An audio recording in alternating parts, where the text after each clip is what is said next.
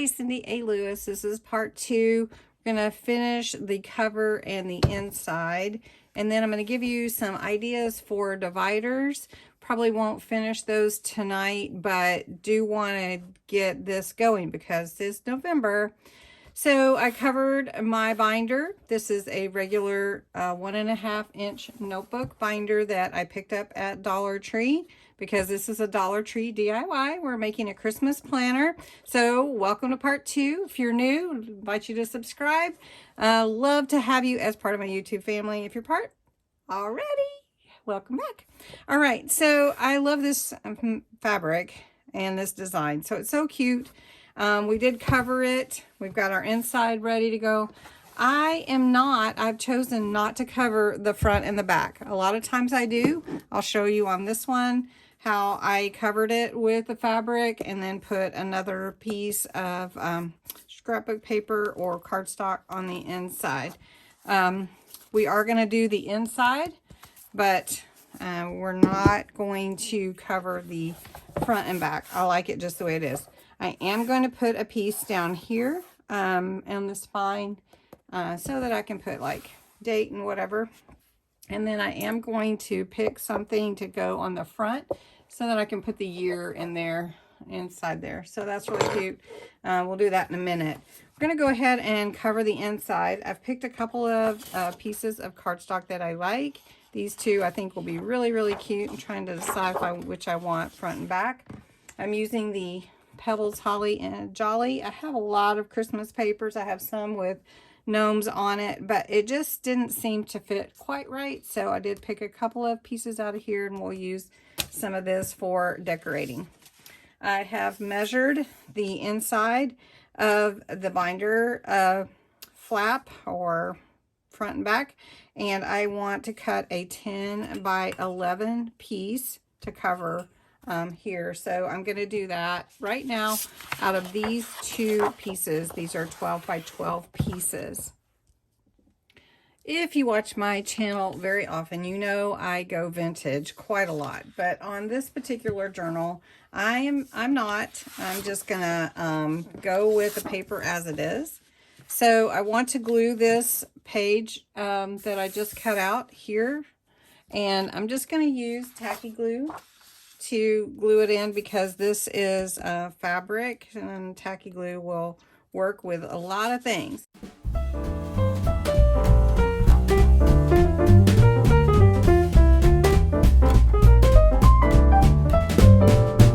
Dashing through the snow in a one-horse open sleigh. All right, once you get all your glue applied to your papers, now I am using cardstock, not just paper, because it is a little stronger that way. And so now I've got my outside and my inside pretty good. I'm going to go ahead and measure this spine for the piece that's going to go there. Now I can use one of the ones that I've already cut. So this is about the size, but I want it a little bit smaller because I don't want these crease. I don't want it in the creases at all. So I'm going to give that a little cut that off.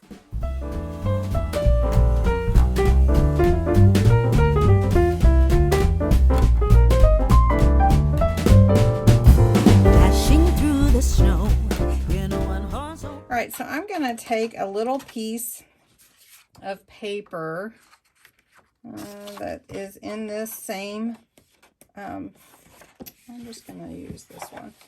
So I used this page on the inside of my binder and then on the spine here. So I think it would match to go with this because I'm probably going to stamp the year on here, and then we're going to glue this on. So give me just a moment. Okay, so I've got my stamping platform here. This is the one that I use when I think I want to make sure I don't make a mistake and I can go over it again. So this is my frame, and I cut out a piece of that same cardstock to go in the frame. Now I want to put my numbers. I'm going to do 20. Let's see. 20, 21. So I'm going to have to do them separately with my numbers. So I put it where I want it to go. That one's upside down, like that. All right. There we go. My number. It's okay if it's off a little bit too, really. Okay. So that's where I want it to go. So I've got my stamping platform here, and I just push down, and then my numbers are on where I want it to go. Now I just put my ink on there from my stamping pad. I'm just going to use some dye ink so that it dries pretty quickly. Bring my ink to my stamp. I'm going to turn this over. This is an awesome tool right here. And there's Leo. He says hello to everyone. And that's stamped pretty good. All right. So now I'm going to put my little frame back on here. I'm going to take the 0 off. I'm going to take my 2 and line it up and put my 1 on there. Did I cover my 1 up? There we go. So 20, 21. There we go. Oop. I'll move it. Leo's patting on my leg. If you guys know, I have a cat named Leo. There we go. All right. Now I'm going to take my stamp pad. Push down. If it's off a little bit, it's really okay. I'm not trying to be perfect. All right. We talked about perfection last night on live. We're not trying to be perfect, right? Okay, here we go. There's my 2021. It looks good. Okay, and then my frame is just going to go there. So it's going to look like a gnome wrote it, right? All right, if this had brads, I would go ahead and put those, poke the holes in my notebook, but I don't. And this is my little 2021. I'm just going to put that around here.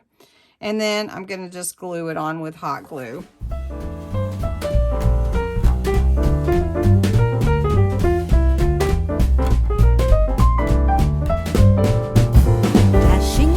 Snow in a one-horse open sleigh. Really cute. And if I want to put anything else on here, I definitely can. The other thing that I want to add are these book corners. These are metal book corners and really easy to add. I'm going to get my tacky glue here. You just open them up a little bit, and you had to do the inside before you add these. So you just open them up with your needle nose pliers, or at least that's what I use. And you can buy some of these at the Dollar Tree. And then basically they fit over the corner of your book and you just squeeze them shut. Now what I like to do is put a drop of glue just to help make sure it holds it. Doesn't have to be a lot.